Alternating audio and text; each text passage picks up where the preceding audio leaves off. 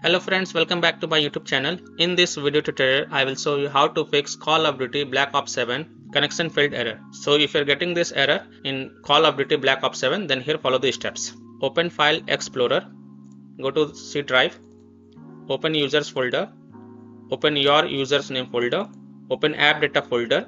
Now if you don't see App Data folder over here, then click on this view, then click on Show, then check mark Hidden Items, then open App Data folder, open local folder.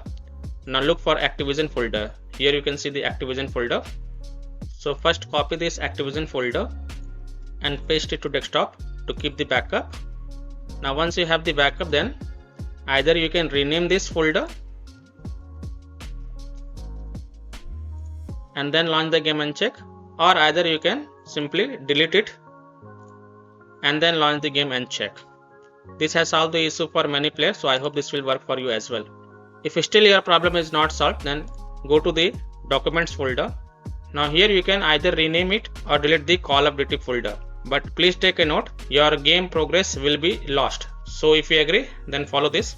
So copy this Call of Duty folder first and paste it to the desktop to keep the backup. And once you have the backup, you can either rename it and then launch the game and check, or you can also delete it and then launch the game and check. So I hope by following these solutions you will be able to fix this error, connection failed, timeout while signing into Steam, reason Travis relay error in Call of Duty Black Ops 7 game. So that's all for this video. If this video helped you, then please like and subscribe to my channel, share this video and hit the bell icon to get the latest updates. Thank you.